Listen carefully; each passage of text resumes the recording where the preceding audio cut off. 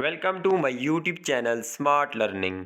आज की इस वीडियो में हम क्लास 5 की unit number 4 unforgettable moments of my life इसकी मुकम्मल उर्दू ट्रांसलेशन और एक्सरसाइज सॉल्व करेंगे। अनफॉरगेटेबल, अच्छा फॉरगेट कहते हैं भूलने को, एबल कहते हैं काबल को, और अन कहते हैं ना। तो ये इसमें प्रीफिक्स भी लगा हुआ है, साबका भी और लाहिका भी। ठीक है, तो अनफॉरगेटेबल नाकाबिल फरामोश, न भूलने वाले। मोमेंट्स कहते हैं लम्हात को, ऑफ माई लाइफ, मेरी ज़िंदगी के। तो इसकी उर्दू ट्रांसलेशन पे जाते हैं। गेटिंग स्टार्टेड में देख लें। Look at the first picture, पहली तस्वीर को देखें। It shows that trees are home to many animals, ये हमें बताती है कि जो दरख्त हैं वो घर हैं कई जानवरों के लिए। तो दरख्त कई जानवरों के मस्कन होते हैं, वहाँ पे वो रहते हैं।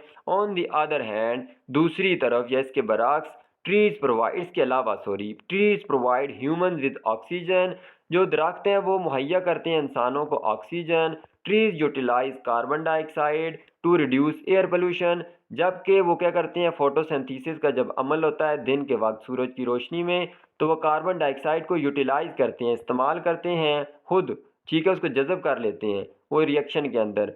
तो इससे एयर पोल्यूशन की अंदर कमी होती है, हवा की आलूदगी में कमी आती है। इन द सेकंड पिक्चर, दूसरी तस्वीर में, ह्यूमंस आर कटिंग ट्रीज, जो इंसान है वो दरख्तों को काट रहे हैं। To use them for different purposes, मुख्तलिफ मकासद में इस्तेमाल करने के लिए। तो इंसान एक तरफ तबाही मचा रहे हैं, जबकि जंगलात हमारे लिए दरख्त बहुत ही ज़रूरी हैं। तो इस सबक में हम जंगलात से मुतल्लक ही पढ़ेंगे। तो unforgettable moments of my life, मेरी ज़िंदगी के नाकाबिल फरामोश लम्हात। तो चलते हैं रीडिंग इसकी करते हैं। I visited my grand parents in Swat 2 years अगो, मैंने दौरा किया या मैं गया अपने दादा दादी के घर सवात में 2 साल पहले। ग्रैंड पेरेंट्स दादा दादी दोनों आ जाएंगे, नाना नानी भी होता है, अब हम दोनों मतलब ले सकते हैं। दादा दादी के घर गया सवात में 2 साल पहले। दिस ईयर, इस साल, ड्यूरिंग समर वेकेशन, गर्मियों की छुट्टियों के दौरान, my father again took us to visit them, हमारे जो वालिद हैं वो हमें दोबारा विज़िट करवाने के लिए ले गए। माई फैमिली एंड आई, मेरे ख़ानदान और मैं, were very excited about this visit, बड़े जो है वो पुरजोश थे इस दौरे या इस विज़िट के लिए। Because my grand parents farm house, तो ग्रैंड पेरेंट्स के ऊपर देखें एक छोटा सा कामा है जिसको एपोस्ट्रॉफी कहते हैं, जिसका मतलब क्या होता है, का की के। तो मेरे दादा दादी का जो फार्म हाउस था, फार्म हाउस क्या होता है, ऐसा घर जो खेत के साथ हो, चाहे वो बंगला भी हो सकता है, वो छोटा सी झोंपड़ी भी हो सकती है, खेत के साथ होगा, फार्म के साथ, तो उसको कहेंगे फार्म हाउस। तो मेरे दादा दादी का जो farm house was kind of marble, वो एक बिल्कुल जो है वो अजूबा था। It had tall dense trees, उसके जो है वो घने लंबे दरख्त थे। With an exotic lush grassy floor, जिसका क्या था, जो है बड़े ही सरसब्ज, एग्जॉटिक का मतलब ही हम लेंगे सरसब्ज में ही, तो सरसब्ज जो है वो घास वाला उसका फर्श था। Feathery birds were all around that made the surroundings pleasant and vivid, जो फेदरी बर्ड्स, जो परों वाले परिंदे थे, वो हर तरफ थे, और वो क्या करते थे, वो जो आसपास का माहौल था उसको बड़ा विविड, वाजे, शोक और खुशगवार बनाते थे। When we reached, जब हम पहुंचे, I was shocked to see the poor condition of the farm house, मुझे दुख हुआ इस खराब हालत को देख के, इस फार्म हाउस की, जो उनका फार्म हाउस था, खेत था या खेत वाला घर था, उसको देख के बड़ा सदमा हुआ, दुख हुआ। There was nothing but burnt yellow grass with bushes everywhere, वहाँ पे कुछ भी नहीं था, सिर्फ क्या थी, जर्द जली हुई घास, उसके अलावा या झाड़ियों के अलावा वहाँ पे कुछ भी नहीं था, हर तरफ वो झाड़ियाँ, जर जली हुई घास थी। द प्लांट्स हैड विल्टेड, जो पौधे थे वो मुरझा चुके थे या मुरझा गए थे। ओ माय गॉड, ओ मेरे खुदा, व्हाट हैपेंड टू देम, इनको क्या हुआ है। आई मरमर्ड, मैंने धीमी आवाज़ में कहा, मैं बड़बड़ाया, अपने आप से कहा। I ran in and ask my grandparents, मैं अंदर दौड़ा, अंदर गया और अपने दादा दादी से कहा, द रीज़न बिहाइंड इट, इसकी वजह के बारे में। तो मतलब ये क्या वजह है कि ये सूख क्यों गए हैं, खुश क्यों हो गए हैं। They explain that the gardener who used to take care of the garden had passed away due to illness, उन्होंने मुझे बताया या उन्होंने वजाहत की कि जो बागबान था, गार्डनर था, जो इनकी देखभाल करता था वो जो है वो गुजर चुका है, वो मर चुका है। किस वजह से? ड्यू टू इलनेस, बीमारी की वजह से। दे वर नॉट एबल टू पे एज मच अटेंशन, वो जो है देने के काबिल नहीं है उतनी तवज्जो एज रिक्वायर्ड, जितनी कि इनको ज़रूरत थी। तो वो अब बूढ़े हो गए हैं, इतनी तवज्जो नहीं दे सकते जितनी इनको ज़रूरत है। I decided to bring the same scenery back, मैंने फ़ैसला किया वही नज़ारा, उस जैसा नज़ारा जो पहले था 2 साल पहले, उसको वापस लाने का फ़ैसला किया। With the help of my father, अपने वालद की, अपनी बहन की और ब्रदर्स की मदद से। द वेरी नेक्स्ट डे, अगले ही दिन, I requested my father to assign different responsibilities to us, मैंने इल्तजा की, रिक्वेस्ट की, गुजारिश की अपने बाप से कि वो असाइन करें, वो हवाले करें या सौंपें मुख्तलिफ रिस्पॉन्सिबिलिटीज़, ज़िम्मेदारियाँ टू अस, हमें। माई एल्डर ब्रदर्स, मेरे जो बड़े भाई थे, इसका मतलब उसके 2 भाई होंगे, ठीक, 2 या 2 से ज़्यादा भी हो सकते हैं लेकिन 2 ही हैं। तो उसके जो 2 भाई थे, उसके जो बड़े भाई थे, टुक चार्ज ऑफ ब्रिंगिंग फर्टिलाइज़र, उन्होंने ज़िम्मेदारी ली खाद लाने की, फ्रॉम द मार्केट, मंडी से, बाज़ार से, एंड प्लांटिंग न्यू प्लांट्स, और नए जो दरख्त हैं या पौधे हैं उनको प्लांट करने की, लगाने की। My sister was to water plants in the afternoon, मेरी जो बहन थी उसका काम था पौधों को पानी देना, काम था शाम में। And I had the responsibility of taking care of the nest, और मेरी जिम्मेदारी थी देखभाल करनी घोंसलों की। वेयर आई सा मैनी फ्राइटनिंग इंसेक्ट्स, जहाँ पे मैंने कई डरावने या खौफनाक कीड़े मकोड़े देखे। We started working with full energy, हमने काम करना शुरू किया पूरी तवानाई के साथ। And got everything back to the way it use to be, और उस चीज़, हर एक चीज़ को वापस अपने मुकाम पर ले आए जहाँ पे वो थी। Within a month's time, महीने के अंदर ही। Then we visited Swat valley, फिर हमने जो है वादी सवात का दौरा किया या उधर गए। We were excited about the visit, हम पुरजोश थे इस विज़िट के लिए, विज़िट के मतलब। There we decided to ride zip lines, वहाँ पे हमने फ़ैसला किया सवारी करने का, जो ज़िप लाइन होती है, जैसे आप सामने पिक्चर में देख लें, एक ज़िप पन्नी होती है, उसके ऊपर इंसान जो है उस ज़िप के साथ कनेक्शन होता है उस किसी चीज़ का, और उसको बांध दिया जाता है और इंसान एक जगह से दूसरी जगह जाता है। We dared each other to try the zip lines, हमने हिम्मत दिलाई या ललकारा या कहा, जुर्रत दी कि हर एक को, क्योंकि खौफनाक होती है, इंसान डरता है, तो हम एक दूसरे को हिम्मत दिलाई जिप लाइन पे सवारी करने की। To move from one hill to another, एक पहाड़ी से दूसरी पहाड़ी पर जाने के लिए। It was an exciting and memorable experience, ये जो है जोश वाला और यादगार तजर्बा था। सून आवर हॉलीडेज एंडेड, जल्दी हमारी छुट्टियां ख़त्म हुई। The days pass so quickly, but we were glad that we had restored our farmhouse to its original condition, जो दिन थे वो बड़ी तेज़ी से गुजरे, लेकिन हम खुश थे कि हमने रीस्टोर किया, बहाल किया फार्म हाउस को अपनी असली हालत में। And enjoyed zip line rides, और लुत्फानंदोज़ हुए जो जिप लाइन की सवारी थी उससे। यहाँ तक थी इस unit number 4 unforgettable moments of my life की उर्दू ट्रांसलेशन। अब हम चलते हैं इसकी एक्सरसाइज की तरफ। इस यूनिट की उर्दू ट्रांसलेशन के बाद अब इसकी एक्सरसाइज की तरफ आते हैं। तो एक्सरसाइज में सबसे पहले डिफ्तांग दिए गए हैं। डिफ्तांग, जिसको दो सूतिया या ऐसा लफ्ज़ जिसमें दो हरूफ इल्लत, जिनको वाउल साउंड्स कहते हैं, उनकी दो आवाज़ें आती हैं। A diphthong is a combination of two vowel sounds और letters in a single syllable, single syllable में दो वाउल साउंड्स आती हैं। वावल यहाँ पे याद रखना है, वावल लेटर्स की बात नहीं हो रही, वावल साउंड्स की बात हो रही है। तो आप देखें जैसे यहाँ पे कुछ एग्जांपल्स हैं। तो गो इंग, अच्छा वावल साउंड क्या होती हैं ये देखें, अगर शॉर्ट हो तो आ ई ऊ, या अगर थोड़ा सा लॉन्ग हो तो आ ई ऊ, ये साइड पे मैंने लिखे हैं, इस तरह की आवाज़ आती है, तो ये वावल साउंड्स होती हैं।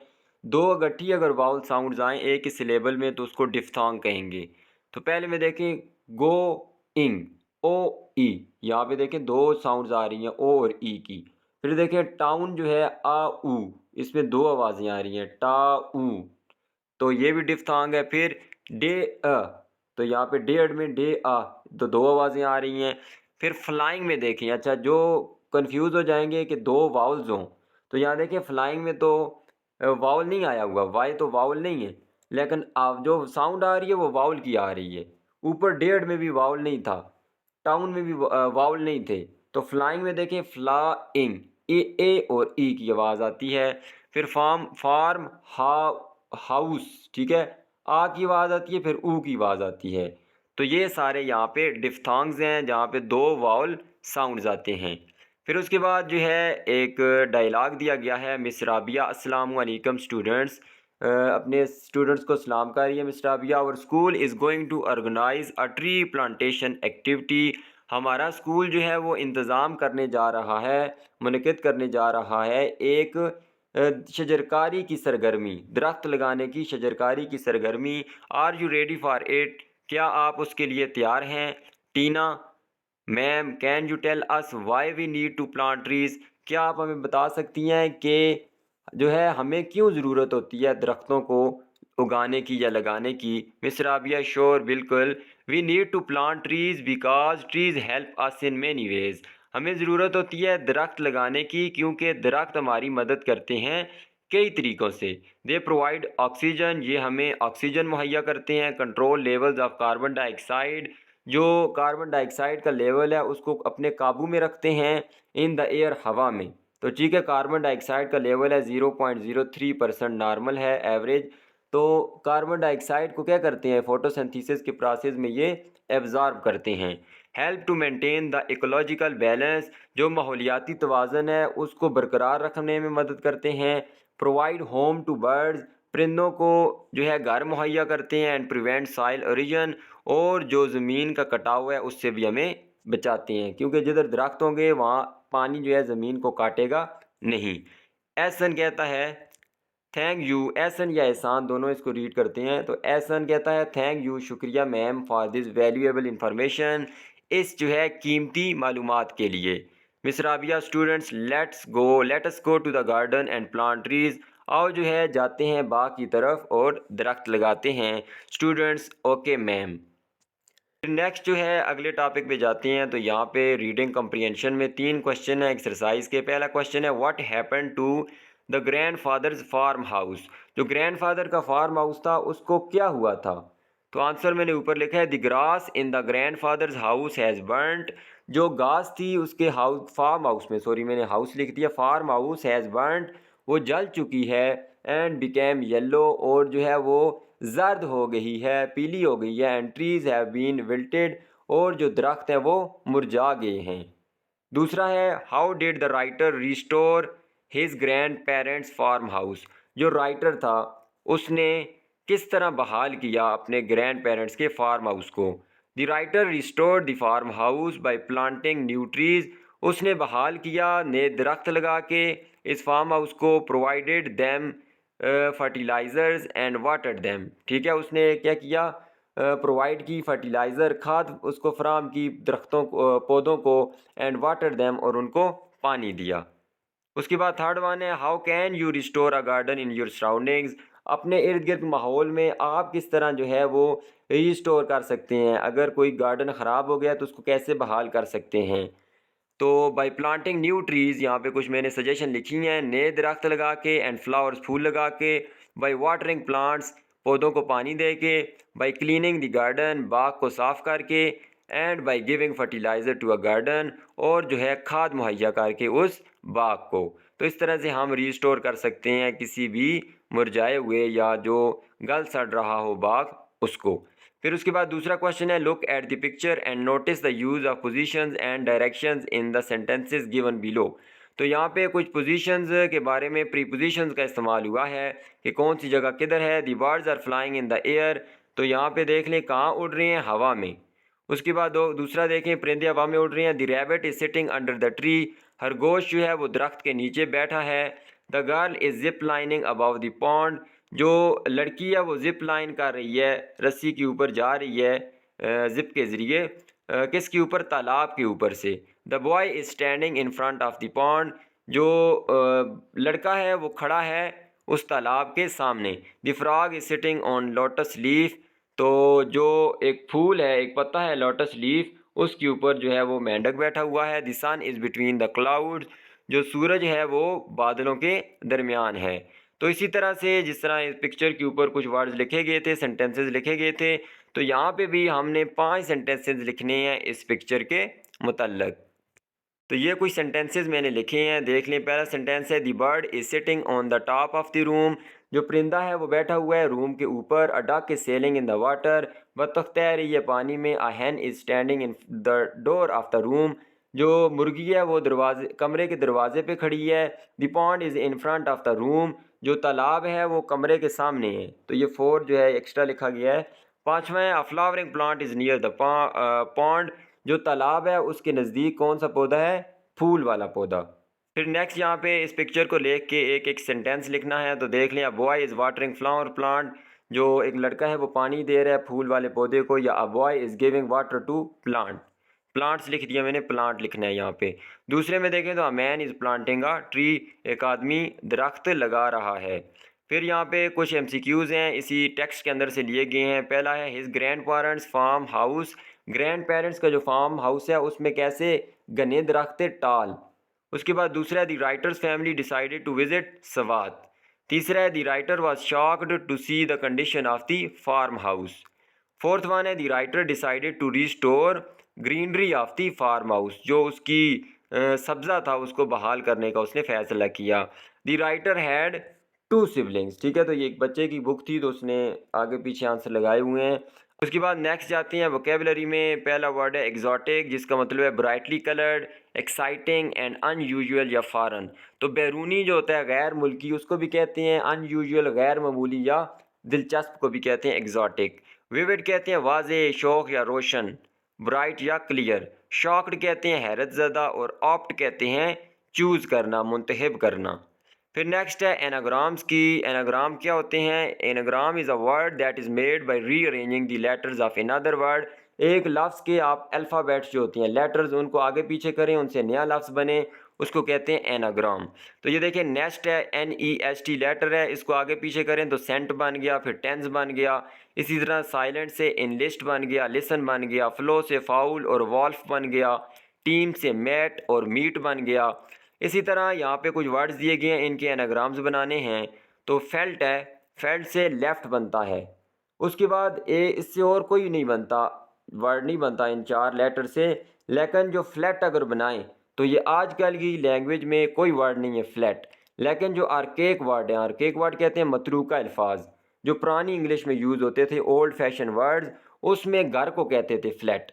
लेकिन आज की इंग्लिश में ये वर्ड यूज़ नहीं होता और इससे कोई दूसरा एनाग्राम बनता भी नहीं है। केयर से बनते हैं रेस और एकड़। ठीक है, एक एकड़ जो है वो रकबे की इकाई है जिसमें 8 कनाल होते हैं। फिर उसके बाद टेस्ट से देखें, टेस्ट से बन गया स्टेट और दूसरा बन गया टेस्टा। टेस्टा क्या होता है? जो बीज के ऊपर छिलका होता है ना, सख्त सख्त प्रोटेक्टिव लेयर, उसको टेस्टा कहते हैं। और टीट्स भी बनता है। तो टीट्स का मतलब जो है आप खुद सर्च करें, क्योंकि ये एक कह सकते हैं हम कि गैर महज़्ज़ब सा लफ्ज़ है, तो यहाँ मैं आपको बताना नहीं चाहता। टीट्स भी एक लफ्ज़ बनता है इनसे। फिर हर्ट है, हर्ट से अर्थ बन गया और हेटर बन गया। थिंग से नाइट बनता है और कोई इंग्लिश का वर्ड इससे बनता नहीं है। उसके बाद हेयर है, हेयर से हेयर बन गया। ये हेयर का मतलब है सुनना। दूसरा हेयर जो है HAR जिसका मतलब है खरगोश। और फिर एक वर्ड बनता है रिया। रिया का मतलब है एक अमरीकी शतरमुर्ग है, उसका नाम है रिया। उसके बाद यहाँ पे कुछ मिसिंग वर्ड्स हैं, इनको फिल करना है। पहले में O है एग्जॉटिक, फिर एक्सपीरियंस X और S, फिर क्रीपी में P, विविड में I, हंगरी में R। फिर जेंडर नाउन्स पे चले जाते हैं। तो जेंडर नाउन्स क्या क्या होते हैं? मैस्कुलिन होते हैं, मैस्कुलिन मुज़क्कर को कहते हैं। उसके बाद फेमिनिन मोनस को कहते हैं। मैस्कुलिन नर चीज़ हो गई जैसे आदमी, लड़के। और उसके बाद मेल एनिमल्स। फेमिनिन मोनस हो गया जिसमें मादा चीज़ आ जाएगी, लड़के लड़कियां आ गई, फीमेल्स आ गई। Neuter refers to thing that have no gender. Neuter ऐसे होते हैं जिनकी कोई जेंडर ही नहीं होती, कोई जिन्स नहीं होती। तो अब इसको आपको याद रखने का आसान तरीका है। मैस्कुलिन M से निकला है और M से क्या होता है? मेल। फेमिनिन F से निकला और F से होता है फीमेल। तो फीमेल मोनस होती है और मेल मैस्कुलिन। तो पहला है नेफियो। नेफियो क्या है? मैस्कुलिन है, भतीजे या भांजे को कहते हैं। दूसरे में होटल है। तो होटल क्या है? न्यूटर जेंडर है, इसकी कोई जिन्स नहीं होती, तो मैंने N लिख दिया, न्यूटर। उसके बाद आंट है, खाला या चची को कहते हैं। तो ये क्या है? सॉरी मैंने M लिख दिया है, तो ये मैस्कुलिन नहीं है, ये फेमिनिन है। इसके साथ एफ लिखना था। तो आंट क्या है, फेमिनिन। फिर लाइनस क्या है, शेरनी, फेमिनिन है। ग्रैंडफादर मैस्कुलिन है। उसके बाद फार्म हाउस जो है न्यूटर है, इसका कोई जेंडर नहीं होता। फिर जो है इन कुछ यहाँ पे दिए गए हैं, इनको क्लासिफाई करना है मैस्कुलिन में, फेमिनिन में और न्यूटर में। तो पहले मैंने नीचे नहीं देखा, टेबल ऊपर ही लिख दिए थे। तो देख लें, किंग क्या है, मैस्कुलिन है। इनके साथ मैंने मैस्कुलिन के फेमिनिन भी लिख दिए हैं ताकि आपकी इन्फॉर्मेशन में इजाफा हो जाए। किंग का फेमिनिन होता है क्वीन। लाइनस है फेमिनिन, इसका मैस्कुलिन बन जाएगा लाइन। ट्री तो न्यूटर है। मिल्क मेड कहते हैं दूध दोने वाली औरत, तो ये फेमिनिन है, इसका मैस्कुलिन हो जाएगा मिल्क मैन। चेयर न्यूटर है, पेंसिल न्यूटर है। अंकल जो है वो मैस्कुलिन है, इसका फेमिनिन होगा आंट। लाइन मैस्कुलिन है, इसका फेमिनिन लाइनेस। फिर इसी तरह नीस, नीस बांजी को कहते हैं, ये भतीजी को, इसका ये फेमिनिन है और इसका मैस्कुलिन नेफ्यू हो जाएगा। प्रिंस मैस्कुलिन है, प्रिंसेस हो जाएगा। गूज कहते हैं हंस को, जो फीमेल होता है, और उसका जो मेल होता है उसको गैंडर कहते हैं। ठीक है, हंस एक परिंदा है, आपने वो मुहावरा सुना होगा, कौवा चला हंस की चाल अपनी भी भूल गया। तो वो हंस जो परिंदा है उसको मैस्कुलिन को कहते हैं गैंडर और फेमिनिन को गूज। और डेस्क भी न्यूटर है। तो ये नीचे आप टेबल इसको देख सकते हैं। फिर उसके बाद चले जाते हैं सेंटेंस के स्ट्रक्चर पे, कि कोई भी जुमला होता है उसका स्ट्रक्चर कैसे होता है। तो पहले सब्जेक्ट आता है जिसको उर्दू में फ़ाइल कहते हैं, काम करने वाला। वर्ब होता है जो एक्शन होता है, जो काम होता है। फिर डायरेक्ट ऑब्जेक्ट भी आ सकता है, इनडायरेक्ट भी। डायरेक्ट ऑब्जेक्ट कहते हैं मफूल को, मतलब कि वो ऑब्जेक्ट जिस पे काम हो रहा हो। Toqeer planted a tree, Toqeer ने दरख्त लगाया, तो काम क्या हुआ है, लगाना। क्या लगाया, दरख्त। तो यहाँ पे देख लें वो डायरेक्ट ऑब्जेक्ट है। फिर इसी तरह एक डायरेक्ट के साथ और इनडायरेक्ट ऑब्जेक्ट भी आ सकता है। सब्जेक्ट देखें, ग्रैंड मदर है, टोल्ड। वर्ब है द चिल्ड्रन, इसमें इनडायरेक्ट ऑब्जेक्ट है। और स्टोरी डायरेक्ट ऑब्जेक्ट है। इसकी ट्रांसलेशन करेंगे तो दादी अम्मी ने बच्चों को कहानी सुनाई या बताई। तो अब देखें, सब्जेक्ट ग्रैंड मदर है, टोल्ड इसमें वर्ब है। तो डायरेक्ट ऑब्जेक्ट कैसी है कि काम किस पे हुआ है, कहानी पे। सुनाने का काम किस पे हुआ है, कहानी पे। लेकिन वो किसके लिए हुआ है काम। तो इनडायरेक्ट ऑब्जेक्ट हमें बताता है कि वो काम किसके लिए हुआ है, तो बच्चों के लिए हुआ है, तो ये इनडायरेक्ट ऑब्जेक्ट हुआ। फिर इसी तरह देख लें आगे, सब्जेक्ट वर्ब और डायरेक्ट ऑब्जेक्ट आ गए हैं। और नीचे जो एग्जांपल्स हैं इनमें इनडायरेक्ट ऑब्जेक्ट्स आए हुए हैं। My father gave me an old watch, मेरे अबू ने मुझे पुरानी घड़ी दी। इसमें डायरेक्ट ऑब्जेक्ट है ओल्ड वॉच और इनडायरेक्ट है मी। नीचे वाले में चिल्ड्रन इनडायरेक्ट है, नीचे वाले में हर सन क्या है, इनडायरेक्ट। और आगे जो लिखे हुए हैं वो डायरेक्ट ऑब्जेक्ट्स हैं। इसी तरह फिर कुछ सेंटेंसेस लिखने थे, 5 sentences. Right 5 sentences with direct and indirect objects each in your notebook. तो ये मैं आपको लास्ट में बताता हूँ। फिर कैपिटलाइजेशन रूल देख लेते हैं। The names of stories and books are proper nouns, they are written in capital letters.